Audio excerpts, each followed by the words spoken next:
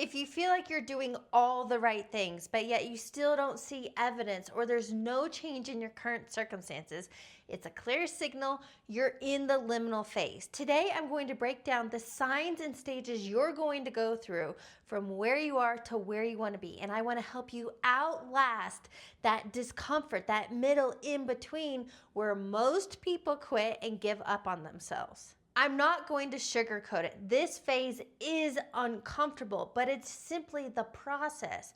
And I want to help you understand where you're at in this liminal phase and what you can do mentally and emotionally to keep yourself in it to get through on the other side.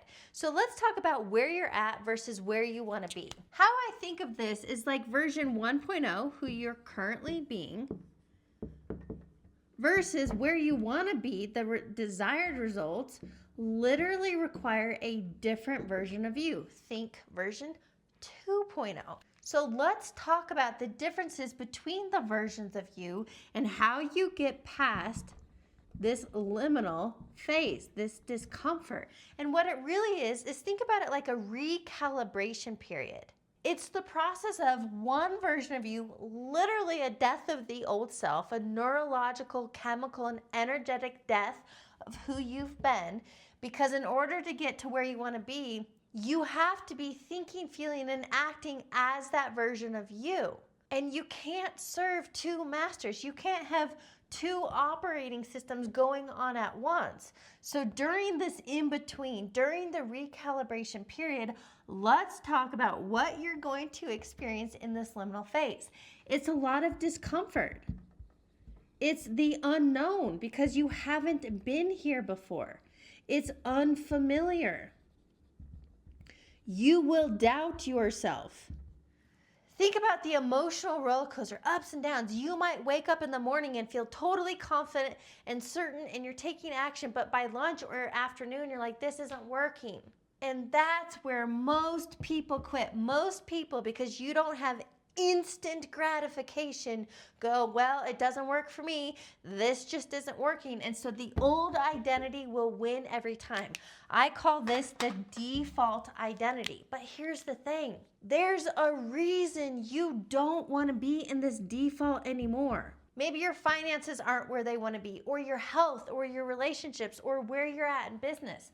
But your current results aren't desired. You're not where you want to be. So let's talk about how you get to the desired results, and most importantly, who you have to be in this phase to lock it in and anchor so that what you want becomes inevitable. The big thing you have to understand here are the three moving parts, and they are your dominant thoughts, your emotional baseline, and your habits. That's it.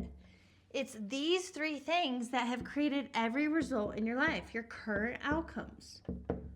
But in order to go from maybe financial scarcity, lack, not enough, to abundance, or to go from not your best health, you want to lose weight, to healthy and an active lifestyle, or your relationships suck, or you're consistently single and you want to be one.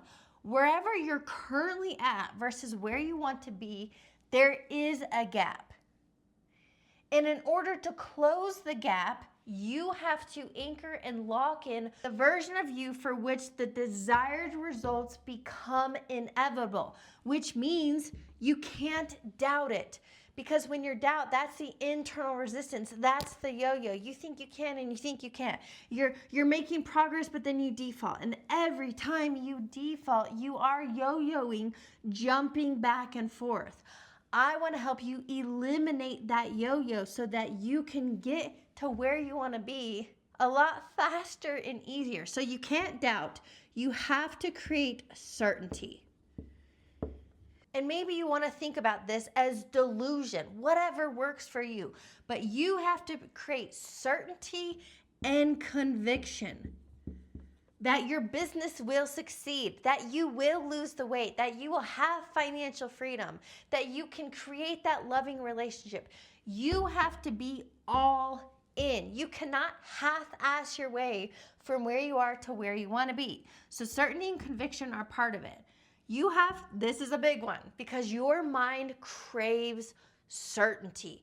Your mind is a predictive machine.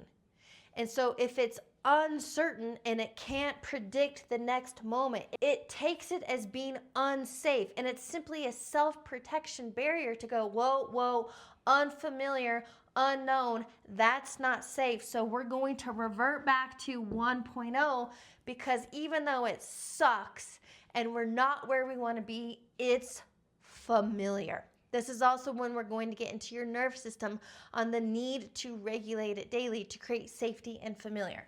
So know and understand that during this phase, during this process, you are going to experience a lot of unknown and unfamiliar, but understand that's part of it. That means you're in the game. So this is when you have to talk yourself into the confidence, the certainty and conviction. Okay, I'm in it. This is normal. I'm going to feel doubt and unfamiliar, and it's going to be uncomfortable, but I'm going to prevail. I'm going to persist through the discomfort because I know that if I lock in and thinking, feeling, and taking aligned action, that my desired result becomes inevitable. And it really is constantly talking yourself into this. Now, I also want you to know that you are human.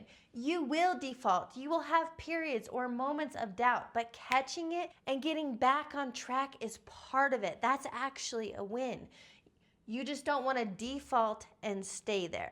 Now, let me pause here real quick. If you want to fast track where you are, this 1.0, and fast track this liminal phase into 2.0, having your desired results, is exactly what I coach my clients through. I invite you to apply for one-on-one coaching by clicking on the link below in the description box, or you can visit my website, heatherhakes.com. That way, not only do you have the blueprint, the accountability, and the tools, we can make sure you don't quit and give up on yourself during this liminal phase. Now, let's talk about your role in this process. Another way I like to think about this is think about when you're planting seeds in a garden. There's that period when you first plant the seed, it is dark, it is quiet, there's no evidence of a sprout or that any harvest will be coming, but you know the process of gardening. You know that when you plant the seeds, so what that means in this identity shifting idea is getting clear. So we have clarity. It's getting clear on who you want to be and those desired results. This is your new seed. So when you plant the seed in a garden, what is your role as a gardener? Your role is to water it, fertilize it, and it needs sun to grow. And you know that everything has a gestation period. You don't question it. You're not doubting if it's going to grow. You know that if you water it, fertilize it, and give it sunlight, that eventually, depending on the seed you've planted, you will get desired results. So the same thing happens in this identity shifting phase. You have to know that there is a gestation period, and your role is to create mental and emotional discipline and take aligned actions despite not seeing any evidence yet. And you're doing that because you've created internal certainty and conviction that if you just hang in and you lock in during this phase, what you want is a natural byproduct based on who you are being. So now let me walk you through what this looks like in creating daily disciplines. Something I touched on earlier was the idea of your nervous system. That despite what you wanting being better than your current results, your nervous system, your mind doesn't care. Its job is to keep you safe in the predictable and familiar. So the first step to creating this change and to lock in this phase is the daily discipline. You have to regulate your nervous system. So something I coach my clients through here is the morning and evening. So first thing when you're waking up and before you go to bed is your prime opportunity. Why? You are naturally in theta brainwave state. Theta brainwave state is self-hypnosis.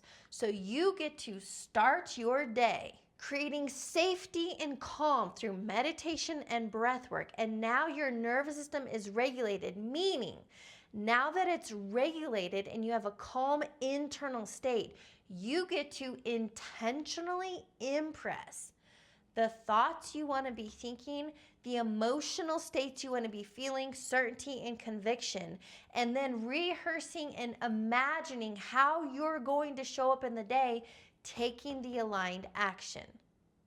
Because if you're not spending time each day doing these intentional practices, the default identity will always win. Why? Because it's deeply rooted, it's deeply familiar.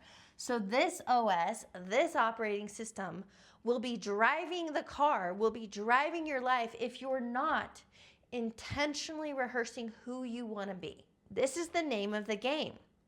You get to go from unconscious living, default, autopilot, unwanted results, and becoming the conscious creator of your life. When you get clear on what you want, your nervous system is regulated, and you spend time in the morning thinking and feeling, and what you're doing is you're reconditioning your subconscious mind, which is your OS, your operating system.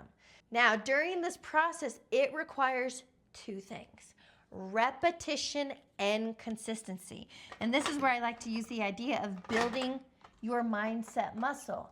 And just like when you go to the gym, you don't go and do bicep curls once and you're set for life. It comes down to repetition and consistency.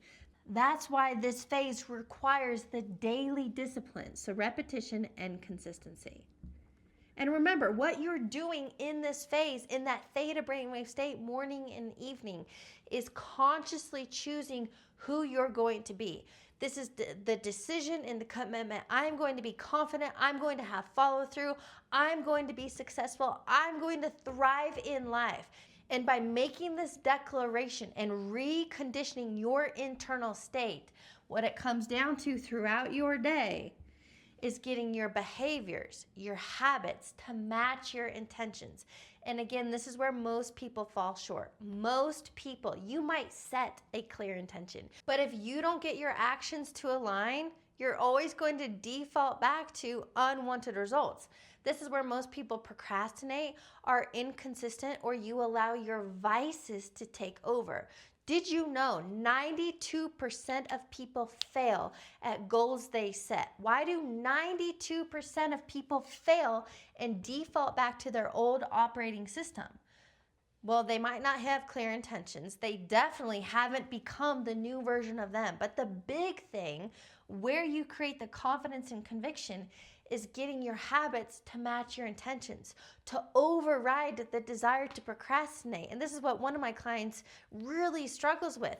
He sets intentions, but he doesn't follow through. So what happens is you don't trust yourself. If you don't have self-trust and you're not following through, then your nervous system and your default identity will always take over. And you're better than that. So you have to understand all the moving pieces. But if you're taking aligned actions, and even if you feel that internal resistance or you feel that doubt, this is when physical movement gets you back in the direction of where you want to go. So think about it. For example, when you're feeling doubt or when you're feeling unmotivated, generally like you're laying on the couch, right? You're in the sedentary space. So the easiest, fastest thing you can do to break that loop, break that cycle is get up, get movement.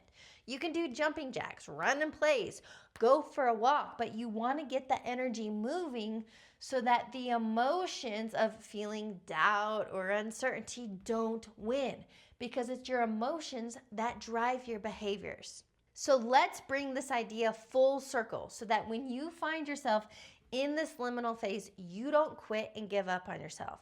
You have to understand the mechanics that's going on under the surface in your subconscious mind. So who you've been, version 1.0, is a set of memorized, let me write this out, neurological meaning thoughts. So you literally have neural networks of thinking and feeling one way. And this is what really roots in your identity and self-concept. So you have a neurological set of patterns and wiring. You also have chemical addictions. These are the emotions. So if you're constantly in disempowering emotional states, stress, fear, doubt, worry, even though those suck, Your body is literally addicted to those chemical reactions. So it's overcoming the idea this period is also, you're going to go through a withdrawal. The third and final one is that energetic self. And your energetic self is the state you generally operate from, which are your thoughts and emotions. So these are all of the moving pieces. Those three things is what you have to overcome, override, even when you feel the withdrawal, the discomfort, and the doubt. You persist and persevere because you know that when you override and you lock in this identity, desired outcomes are a natural byproduct. Now, I'd love to hear from you. What questions do you have about this liminal phase? And how can I help you anchor and lock it in so you don't quit and give up on yourself? Thanks for watching today's video.